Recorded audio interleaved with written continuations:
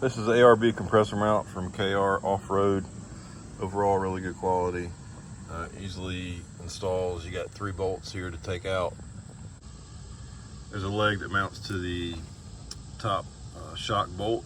There's instructions about that. There's your leg. And then just 2 bolts there to attach the leg. So one key with this is that the bracket itself fits over the forward bracket, not underneath it. This is your computer right here, or one of the computers at least.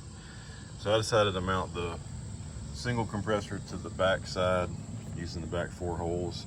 Leave some space here for some additional accessories in the future. These are the Airline plumbing fitting kits that are parts that come with the ARB kit. And the issue is that it sticks up a little high and touches the hood once it's closed. Here it is assembled, and the pressure switch actually ends up hitting the manifold right here. So this is not a good setup, and it's too tall. It ends up hitting your hood once it's closed. So we're gonna try to come up with a little bit better solution. These are the parts I got from Lowe's that I'm gonna hook up to potentially put in a manifold where I'll have the air chuck and also my switch, pressure switch, and one or two other openings if I want to run an air tank or an airline to the back or something like that.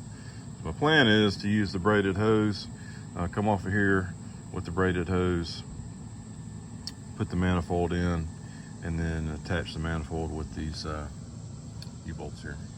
See how it goes. U-bolts fit pretty good, so I think this will work out fine. This black piece is aluminum. It's really nice, actually. It'll fit in well. So now we just have to take off the female quick fittings and the male down here and plug it, and we'll go from there.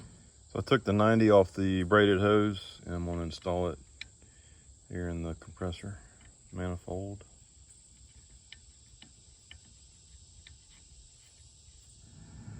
All right, so this is midway. We got that connection made up. Just using Teflon tape here. And the bottom, we took the plug out of the end and put it in the bottom because it is a flush plug. If you buy one at Lowe's or somewhere else, it's going to stick out a little bit. And so the idea is to mount right here. We'll use some U-bolts and drill some holes right there and get her done. Here's the holes drilled. I drilled a 5/16 hole. Just be careful because your drill may end up hitting your compressor. Certainly be better to do this outside of the vehicle before it's installed, but yeah, I didn't want to uninstall everything. Just be careful.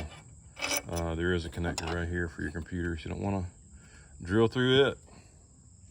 Don't tell my wife I used the Dyson.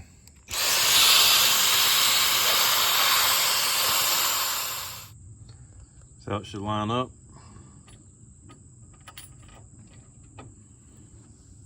Something like that. Got tired of dropping nuts and washers, so I just went in and took the mount out and went in and secured the U-bolts down here. And we'll put it back in. Here it is mounted. I decided to go ahead and put another quick disconnect in there. Why not? And then now we'll hook up the wiring. So for the wiring, you have your connections for your pressure sensor. These connections are extra unless you're installing air lockers.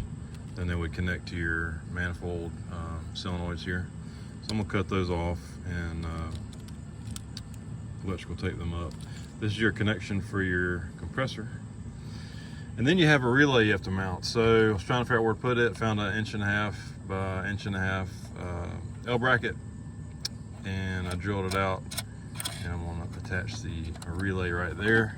This little wire is gonna go over to the other side of the truck over here and attach to one of these connections for my auxiliary switches inside. And then the power is going to come over here. This is the power line. It's going to come over here and attach. I'll be attaching to one of these connections here. We'll have to make those up here in a minute. But that's basically it. You got your power, one connection for the relay, for the switch, and then you have your relay over here you have to mount.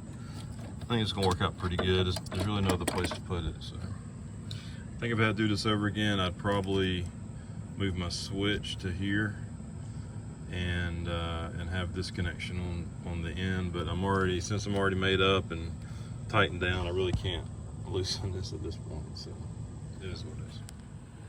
Here's the finished product.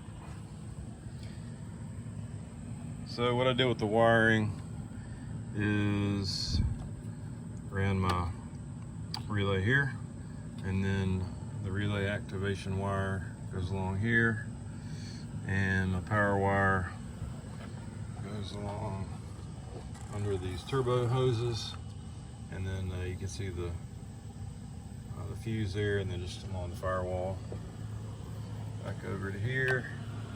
And all you need from that 4-wire loom, all you need is a red wire, and I connected mine to the yellow and orange. That's switch number 6.